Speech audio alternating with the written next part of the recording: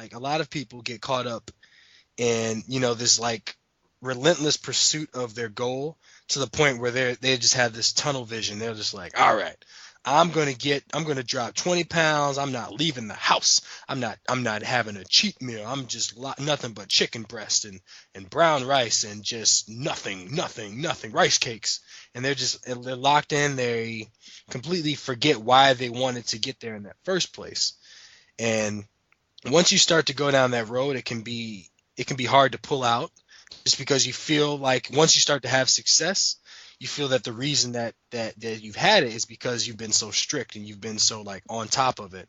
And once you start to let up off the reins, you feel like, it's easy to lose the progress you've had, or you'll just backslide to where you started.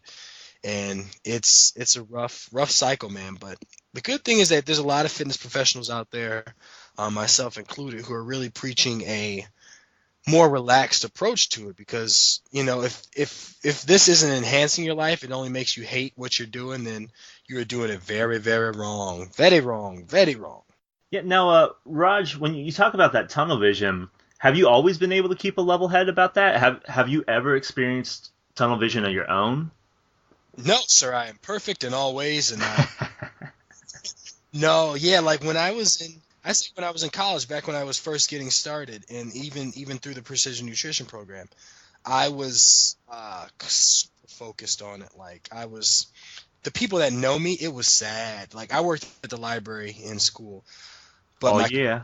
yeah, that's the best job on campus because you get to sit and have the internet. I used to walk across campus with like my huge duffel bag, and I'd have like Tupperware filled with chicken breast and broccoli and peas, and even worse, I'd bring, because I didn't know how much protein I'd need that day. Because really, who knows? Because the more protein you have, the better back then, right? So I brought my entire tub of protein I put it in the bag, and then I brought a blender and I put that in the bag. Like not a small hand blender, like the one with the base and the big glass.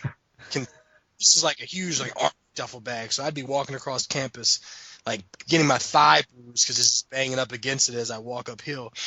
I was a huge proponent of like 6 to 8 meals a day. Like it got to the point where I used to get pissed at my boss because I'm like, can I take a break? It's been 2 hours. I need to eat. She's like, what are you doing? I'm like, but you don't understand. I need to eat now. I'm hungry. And to the point I was upset, so I'd keep chicken breast in my pocket in aluminum foil. And I just like go like tie my shoe beneath the desk, quote unquote, and just like take a bite.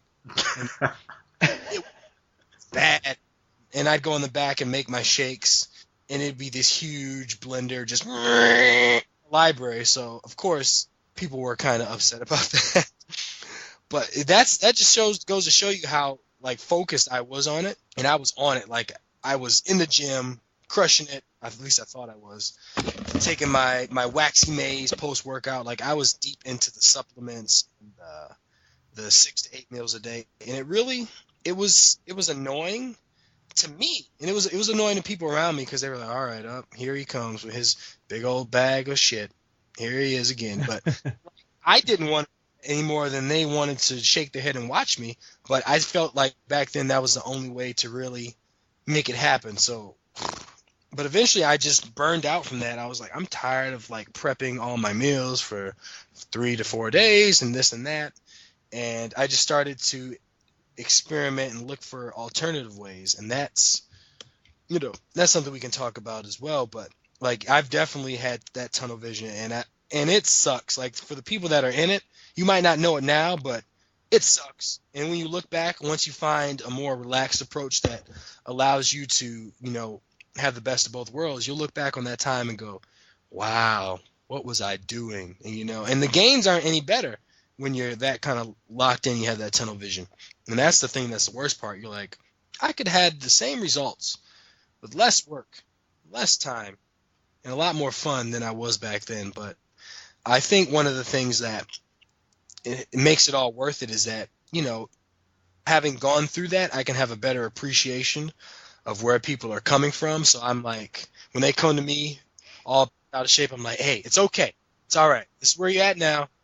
we can get you where you want to go. You can have a lot more fun doing it. There is a light at the end of the tunnel, and I'm able to relate to people a whole lot more since I went through it as well.